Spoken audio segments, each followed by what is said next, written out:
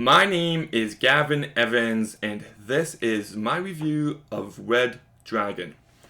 Now, I knew nothing about this movie except for the fact it's another Hannibal Lecter movie starring Anthony Hopkins, and that people really love it.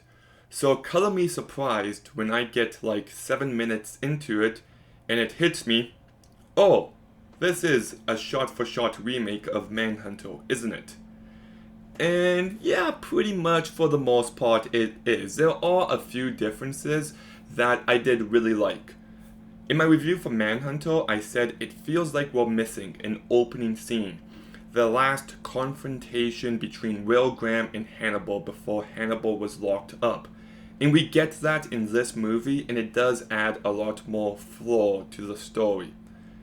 You also get this great opening credits with some great music by Danny Elfman that I really liked. I also said in my review for Manhunter that the way that Hannibal and the Tooth Fairy were communicating didn't make any sense to me, but here I feel like they explained it better and I had a better grasp on what was going on. I think the climax of this movie is much better. Like, the last 10 minutes are riveting and tension-filled.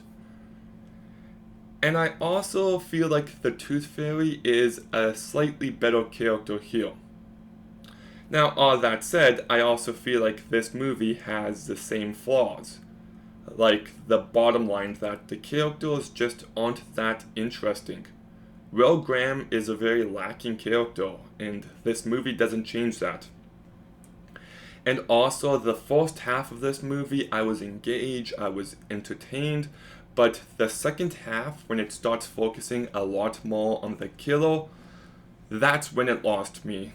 It just drags and isn't anywhere near as compelling as everything else going on.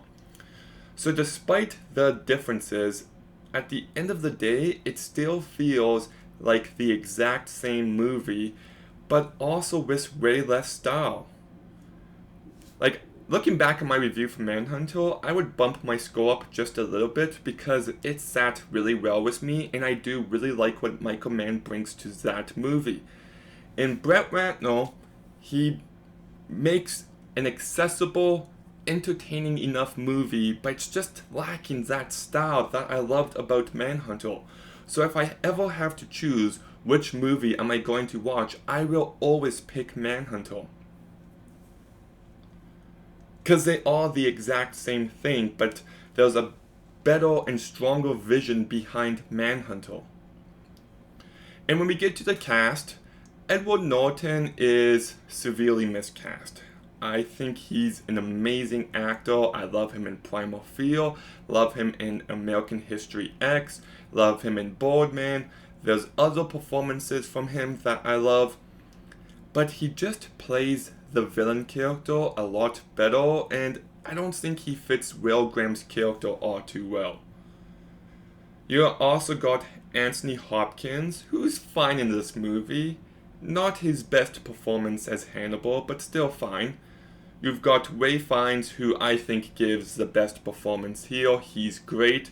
You've also got Harvey Keitel, who I think does a really good job as Jack Crawford. You got Emily Watson, who does a really good job. Mary-Louise Parker, who I wish had a bit more to do. Like, if you're going to remake Manhunter, then try to expand upon some of these supporting characters, and I feel like they had a few opportunities to, and they just didn't. And then you've got Philip Seymour Hoffman, who I don't think was good here at all. So at the end of the day, it's just more of the same, but at the same time, it's less than what we got before. There's some entertainment value to this movie. The first half is engaging enough. There are some differences from the original, which I do believe improve it slightly.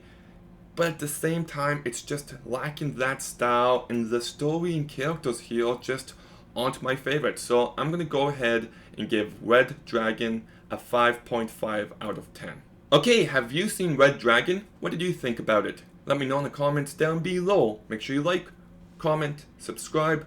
Stay tuned for some more videos soon, and Gavin out.